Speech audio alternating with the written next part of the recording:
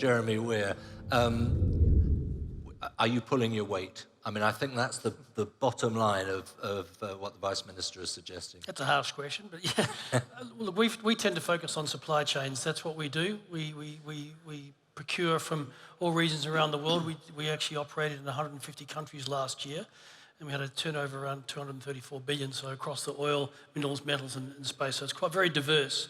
What we're doing is focus on where we can improve the supply chains, because what is, from a geopolitical context, and even post-COVID, we've seen a lot of fragmentation of supply chains around the world.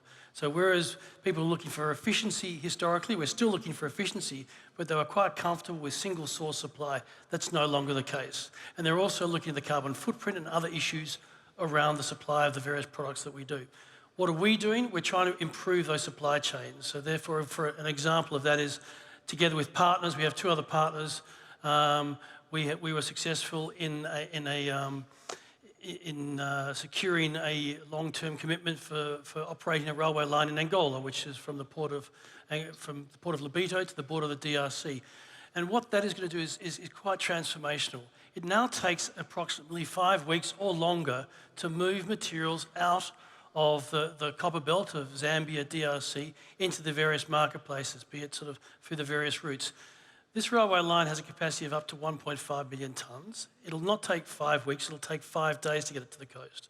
So the impact both on society, on carbon emissions, and obviously costs are going to be very significant. So from our perspective, what we're trying to do is, where can we invest in supply chains? How can we improve the efficiency of those supply chains, despite the fragmentation that takes place around the world today? It needs a lot more, I'm not saying Lobito corridors particularly, but a lot more infrastructural effort like that. What was the sense of investment risk, I suppose, for a project like that?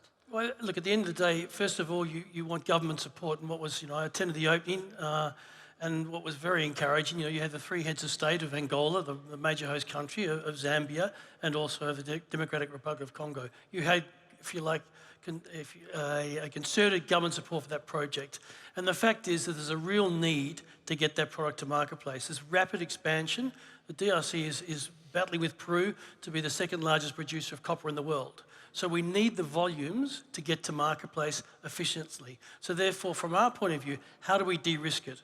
The supply is going to be there. Yes, you could argue it's challenging environments. And the third part, from a funding point of view, we are working with the US government for funding as well. So therefore, there's lots of support from other major stakeholders to try and make this work, and that gave us a confidence.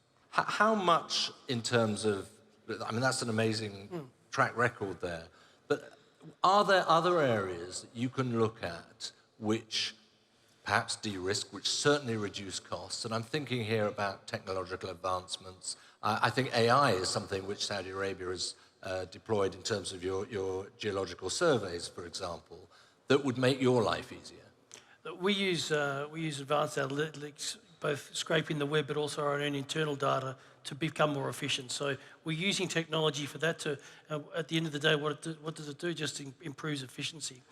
I think one thing which I'd like to pick up, though, and which I think is important, is that, if you ask people about critical minerals 5 to 7 years ago, there was no comment around critical minerals. You ask governments about government policy about critical minerals, it really was very fledgling. We're seeing, I think the Kingdom has done an amazing job in terms of how it's motivated and really brought together a well-defined strategy and implementing that strategy. We're also seeing across the globe, my job actually spends more than probably 15 to 20% with governments nowadays, because they see the importance of supply chains in critical minerals. This is part of the energy transition. It's a fundamental change. And so therefore, that to me is, that's the challenge we have to rise to, because at the end of the day, this is going to lead to an enormous amount of consumption increase, and we have to be able to supply within the right sort of time frames, within the right sort of economic parameters as well. And right now, we actually are quite struggling with that, because prices are possibly not at the incentive levels. That's why government involvement, what the Kingdom is doing, is actually taking a very, very long-term view, and that's critical.